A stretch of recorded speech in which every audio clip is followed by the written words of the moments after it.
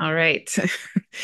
Hello and welcome, everybody. My name is Martha Alter Hines, and I'm here once again with Kaylin Castell, who most of you know and is a good friend and an amazing person. And I'm also here with Box the cat. Really wanted to be part of this conversation. Um, so Kaylin and I were meeting today because we're planning something very exciting coming up next March 2025. We're super, super happy about it. It's going to be a free event. We'll say more about that really soon. But anyway, we were theoretically meeting about that today, and then but I really wanted to just create this little short video for all of you because we're in this moment. Today is October 25th, 2024. And as we all know, we have Pluto very highlighted right now because it's at the very, very, very last minutes of Capricorn and about to enter Aquarius for the next 20 years on November 19th. And on November 1st, next week, we have a new moon in Scorpio, right? So this whole Scorpio Pluto energy is super highlighted. And at the time of that new moon, also Mars is going to be opposite Pluto. And this is you can look at a lot of what's going on astrologically and feel like it's very, very intense. So a lot of people are worried and upset about lots of things going on in the world, understandably, including myself. And we can look at the astrology and get even more worried or upset.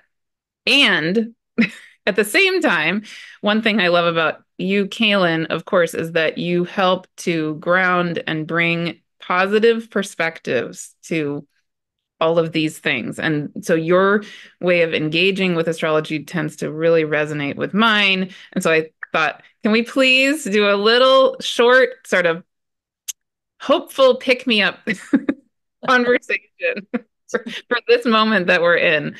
Yeah, so thank you. Yeah, oh, I'm so happy to do this with you. And the thought that just leaps into my mind as we're talking about this is that I think Pluto cycles, especially, and Pluto aspects that are happening in the greater reality, remind us that it's important to accept what is, what we can't change. You know, the sun's going to rise, the sun's going to set. We can't change that.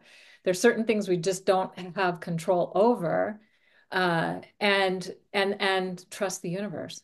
Trust that this is all happening for us and not to us. And that it's for and sometimes it's miserable. Sometimes it's really, really difficult. And usually it's mostly difficult when we're resisting. I have found this to be so true. And I've been in a Pluto cycle for a couple of years myself, maybe more like three. And I found myself, I was in a very resistant place to letting something go. And then suddenly I was like, wait a second, I'm in a Pluto cycle. I need to let this go. I'm not fixing it. I'm not changing it. I'm not making it be different. I just need to let it go. And it was so like instant in that sense of relief and liberation and like, okay. That's what you're supposed to do when Pluto is like wanting you to shift into something new and to let go of something that you've been trying to hang on to that's not working. So that's one thing to know about Pluto is that it's here to empower us always. That is the intent. And the only reason we might not ever experience the empowerment is because we keep resisting and we keep hanging on to something that needs to be let go of and that is holding us back and not allowing us to grow and evolve and flourish and shine our light and be who we are. That's the only reason that that wouldn't happen, that we wouldn't become more empowered in a Pluto cycle, is if we're not allowing ourselves to let go and trust the universe. That when we do, it's going to get even better than we can imagine. Yeah. Well, and something you were just starting to say before we started recording is also this aspect of Pluto, and I'm guessing you would associate this with Scorpio too. I talked about this in my own new moon video last week, but the other part of Pluto and Scorpio energy I think gets forgotten, including by me, is that whoa. Wow, that's a sign in the world of form if I ever saw one. Okay, that was really funny given what I'm about to say. What I'm going to say is something I think we forget about Scorpio, Pluto, we associate with shadow, right? Well, and so we think of scary things being in the lurking in the shadows. But just like what just happened, sometimes what's also in the shadows is the gifts and like all the beautiful things that we have forgotten about, like even parts of ourselves, our own inner gifts we've forgotten about, or I don't know, fireworks that come out of nowhere. I want you to do that again. Can you do that again? That was amazing. That was good. Thank you, Pluto. Thank you, Scorpio. And really, if you think about the Scorpio Pluto mysteries, they are the ones the most connected to alchemy. How do we transmute and transform through an alchemical process? Die to something, let something go, so something new can come in, or to really take those base elements and transform them into something like gold, like something amazing that is beyond often what we were imagining when we even started the process. That it can become more illuminating, like fireworks. And I'll just quickly say that before I understood these mysteries, I was going through a Pluto cycle and my life was in total hell. And I thought I was doing everything right. Hmm. How in the world am I being punished for doing the right thing? I did not understand that. And I was hanging on with everything I had to that life and to that situation. And it finally just became so miserable. I had to let it go. And when I did, my life got so much better that in ways I couldn't have imagined. And then later I found out I was in a Pluto cycle, and that's what that was about. I was like, oh, I wasn't being punished. I was being redirected. I was being directed into what was really aligned and true for me so I could be empowered. Oh, okay. That was helpful. I wished I had known it before because I would have let go a lot sooner. Yeah.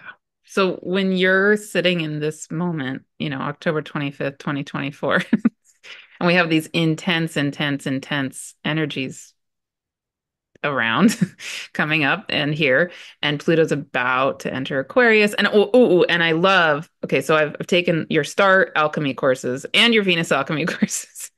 I just want to put in a plug for all of the above, all of it.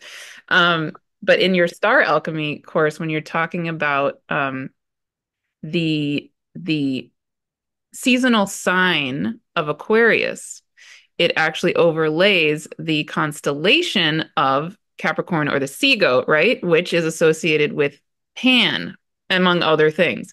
But so one of the things I've been really feeling into, which I love so much, is that even though Pluto is entering Aquarius, it's also heading toward or into the constellation of the sea goat, which we could associate with Pan, among other. So there's this quality of, as we're going into this Aquarian air sign energy, we're also going into an energy very much having to do with the earth and our connection with the earth. Um, anyway, any thoughts around any of that you want to speak Yeah, to? I love that you're bringing that up because it's Aquarius is often seen as out there, visionary, all of that. But you can have all the great visions, have that cosmic perspective, but if there's no way to ground it, to bring it into the earth, and the sea goat is really water and earth, if you think about it, and it's different ways the story's told, but Zeus somebody's running from one of the Titans and is needing to get away and turns himself into a goat and then jumps into the water and turns their um, backside into a fish so they can swim away and get away. But it's that, earth and water solidity that, that we experience here in this reality. Like we need both. It's the emotional realm, it's the physical realm. And then Pluto and Aquarius is the mental realm. But Pluto, of course, is also the underworld. So where all the gifts are, where we can really retrieve the gifts from the depths. And so I feel like that the fact that it just so happens to be at this time in a 26,000 year cycle that Aquarius, the season of Aquarius is overlaying the goatfish or the sea goat is so it's like telling us that um, it it's really how are we honoring ourselves and life and the waters and the earth, and how are we bringing our cosmic perspective into that so that we can empower the ways that we're seeing things in hopefully a new way on earth in the at this time. I guess that's the way I would sum that up at the moment. Beautiful. Yeah, and again, I think it's just such a shift of perspective to think of Pluto transits instead of being these scary times that feel like death or something. Like what if we take an image instead? I'm just getting this image of like being in a cave with a what is it? A headlamp on. And it's like, ooh, this is so awesome. Like now we're going down into this underworld. And I was talking about this in my new moon video last week, but it's like my spirit guides last week when I was praying on all the scorpionic energy and Pluto energy, they said, okay, just take a minute. When you go down, if you imagine going down into the earth, what do you actually find? You know, that's not scary.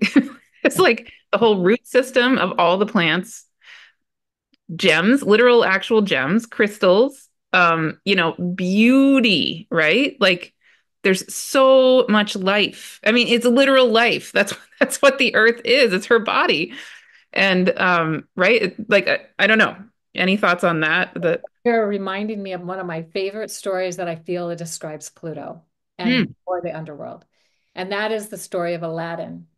And so what happens in the story of Aladdin is that there's this sorcerer who wants the magic lamp that's in the underworld. And he knows he can't go into the underworld because he hasn't dealt with his shadow. He hasn't dealt with his stuff.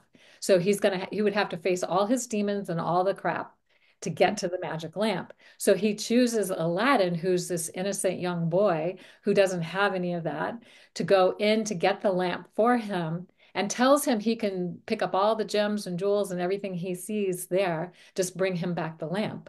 And so Aladdin's like, sure. He goes and does that, fills his pocket full of jewels, comes back, and then the sorcerer says to him, give me the lamp and I'll help you out. Because he's dropped down into the underworld and and then I'll help you out. And Aladdin's like smart enough to go, no, help me out, and then I'll give you the lamp. And the sorcerer gets mad and they keep having this tussle over this. And then the sorcerer finally just closes up the underworld because he's the only one that knows how to open up the space to lead that leads to the lamp, and just walks away and leaves Aladdin there stuck in the dark. And Hmm. Aladdin's like, oh crap. But then he's like, well, maybe there's another way out of here. Oh, wait, I have this lamp. Maybe I can light this lamp and find another way out of here. And so he rubs the lamp, the genie comes out, and genie says, your wish is my command, or whatever. There's different ways the story's told. And Aladdin's like, oh, cool. And so then what two things I like to think of that. One is you go into the underworld to find your inner genie or genius. Oh, yeah, exactly. And the wizard, the sorcerer, he was too afraid to do that, and he was trying to shortcut that process, and it didn't really work for him. And then Aladdin is not only does he find his inner genie or genius, then he's transformed from being a poor boy on the streets into somebody who, Disney does a great job of, he comes into into the town afterwards with this big entourage of all kinds of fun people and so on. But that's the way Disney told that story. But the point being that when we're willing to go and face what we are most afraid of, what we've been hiding from, it could be, as you said, our gifts, our best talents, our best skills and abilities, or the things that we're afraid that we've done that have been wrong or bad or something that's gonna um, come back and bite us or something. So when we're willing to do that, then we find that genie or that genius that's within us, and it changes everything. We are so empowered, and that is the purpose of a Pluto cycle, is to empower us. But we have to face the things that disempower us first. Yeah. And I can just like sum up. I also went through a Pluto, 5-year Pluto transit or whatever. I'm finally done with it. Yay. Yeah, yeah, finally done. And yes, in the beginning it felt like, oh my, that was so painful. So, so painful. Um, but a really beautiful perspective now looking back is I found literally the jewels of who I am. Like my own power, my own self, but also my who am I as a soul? I literally found my own soul, right? That's really what I found underneath the ground, right? Um, and so if we think of it like that, we're in a collective, highly Plutonian moment.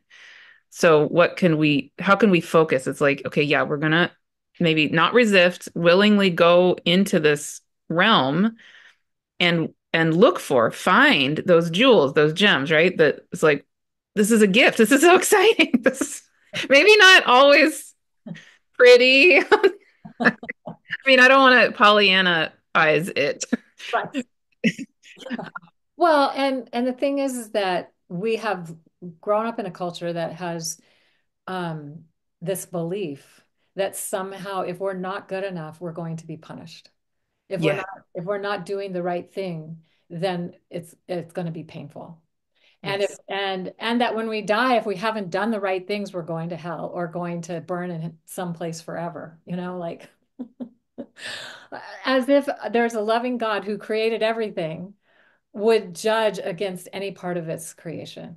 Yes, exactly. And that's just not true. But there are, if we think of Pluto as a teacher and a guide and an initiator, it's teaching us how to be more of who we are. It's guiding us into that process. It's initiating us into something. And initiations often are not easy, are not intended to be easy because they're designed to strengthen us and to empower us into something, being more of who we truly are rather than who we have thought we were. And so that reminds me that there's a lot of people who will have this idea that maybe if we're not ascending, if we're not on a spiritual path, that somehow we're going to be left behind and Right. suffer for that in some way because we weren't that's just not how it works. I don't believe that's how it works. And the way that I like to think about it is, and people have probably heard me say this before because it's one of my favorite topics, is the superconductive field of energy. And this is something I learned about in the 70s when I was going to Maharishi International University in Fairfield, Iowa. They talked about the superconductive field and how it related to the realm of consciousness. And that if there were enough people who became conscious, we would create a superconductive field and change the world. So basically, in physics, to create a superconductive field, that as they're moving towards that superconductive field, there's electrons that are just all chaotic and moving in whatever chaotic, bumping into each other, whatever they're doing.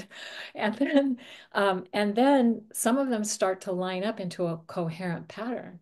And they found that it takes only not even 1%. It's more like n squared. So whatever the total number of electrons are squared is the number. So it's less than 1% line up into a coherent field, then all of it lines up into a coherent field quickly. Mhm. And it's such a powerful field that anything of a lower vibrational energy or incoherent nature cannot penetrate that superconductive field.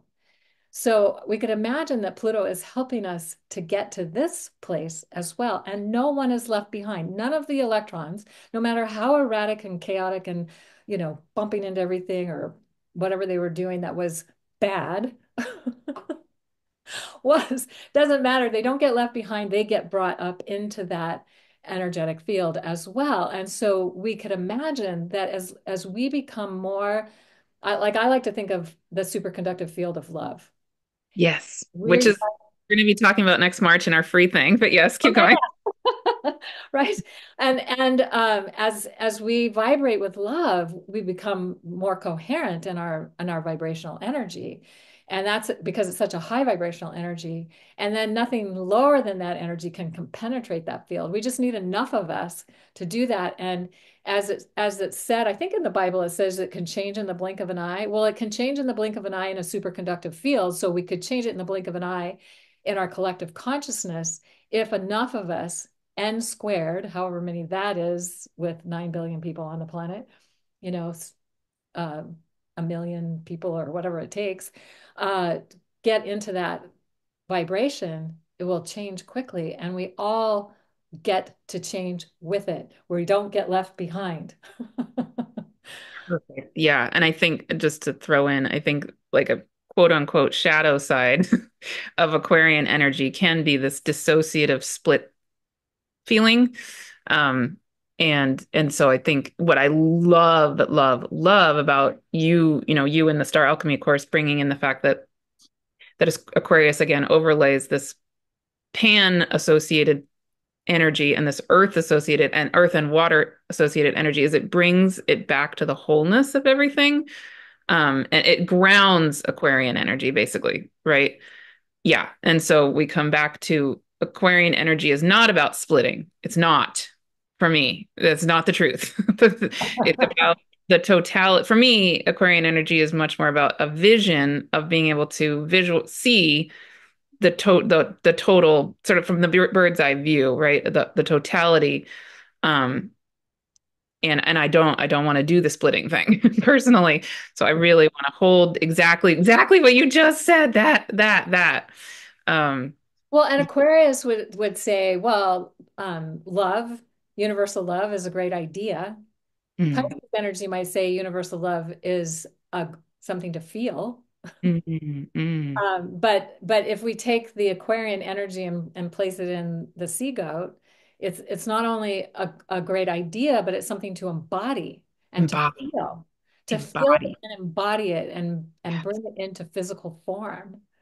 So yes. that's the opportunity and possibility that we have as Pluto's moving into Aquarius. And of course, here it is in the last 29th degree, the last few, 3 weeks, 3.5 weeks, or whatever it's left of it being in Capricorn, and Capricorn being about structure and of this reality and really dismantling all the old belief systems that have kept us so limited in how we perceive ourselves, how we perceive what it means to be in a human physical form, that so that we can expand that into a bigger perspective and consciousness as it moves into Aquarius, or to stay in Aquarius, because it's been back and forth a little bit already. But wow. Yeah, I know. Well, and the very last thing I'll just say, because I think this interestingly, I think what we maybe are feeling called to do this little video right this minute because I can feel how the energy of right now actually,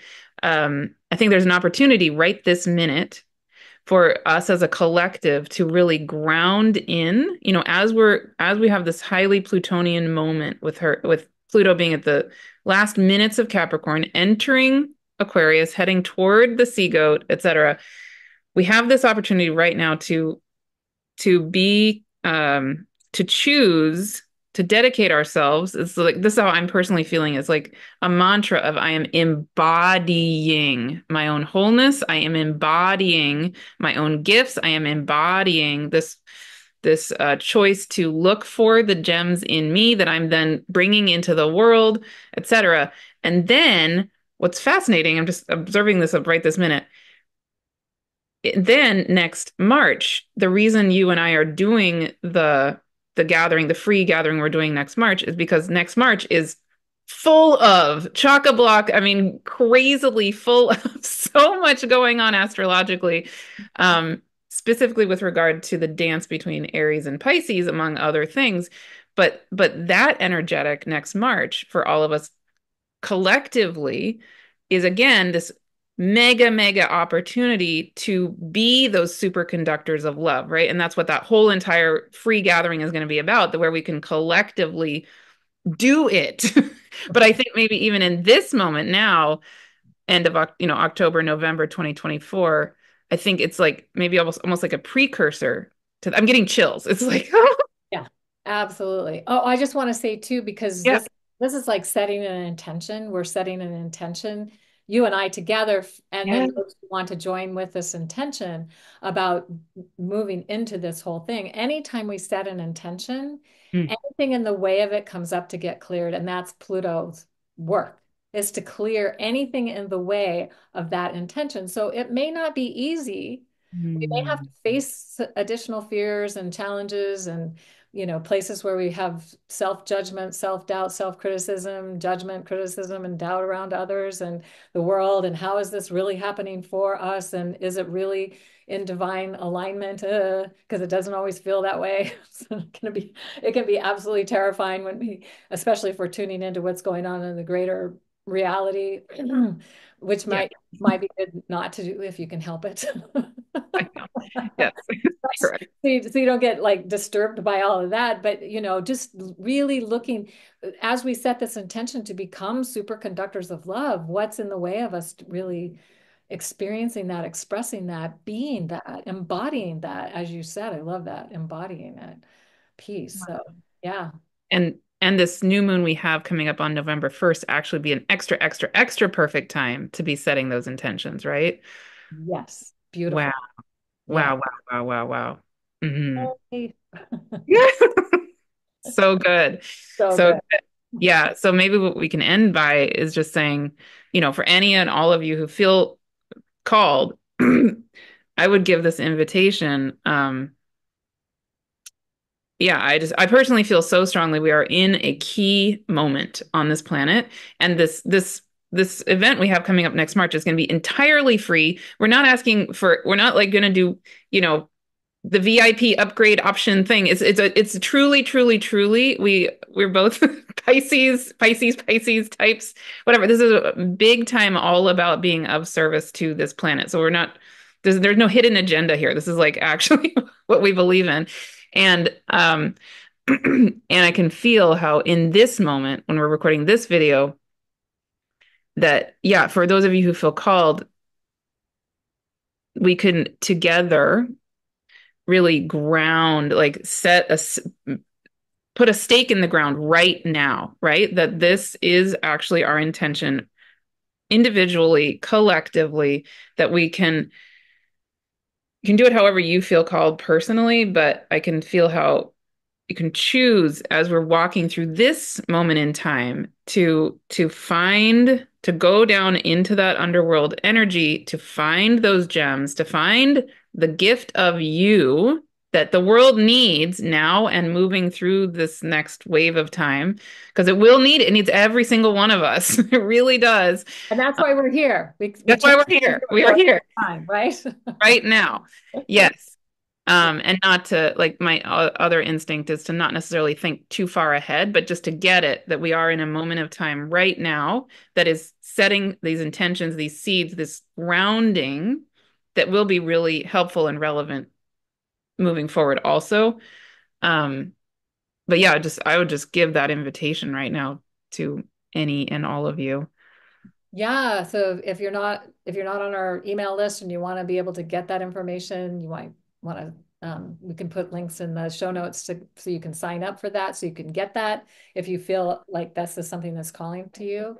And Yeah. again, I love what you said, Martha. We're not there's no hidden agenda. We just want to really bring people together because we increase our intention exponentially when we are in a collective field.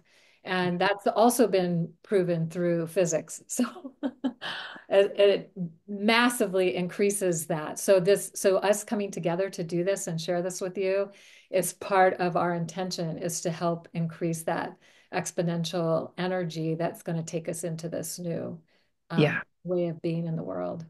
Exactly. Every single time we each choose to find the gem, find the jewel, in the underworld here right now. Like we're making a choice. We find that gem as opposed to we go over there and freak out. It's a very distinct choice. It's like, whoa, we found there, here's the gem the jewel that is you. Wow, all of a sudden the world gets that gift, actually a huge deal. It's really, truly, truly, truly. It reminds me of Pema Chodron's book. I think she wrote this book called Do What Scares You. It Oh. will empower you. So if the gem feels scary and frightening and oh my God, now I have to be visible in the world or I have to do something that absolutely terrifies me to be more of me, Mm. then do that because you will be empowered. It's part of Pluto is facing our fears and being afraid and doing it anyway. So we can all join together and creating a new way of living on planet Earth that is going to be just so magical and amazing. Yay. Yay. Yay. All right. Well, thank you so, so, so much, Kaylin. Oh, thank you, Martha. I love doing this with you. You know that. Always. Awesome. Yes, we will see you all again very soon. Bye, everyone. Bye.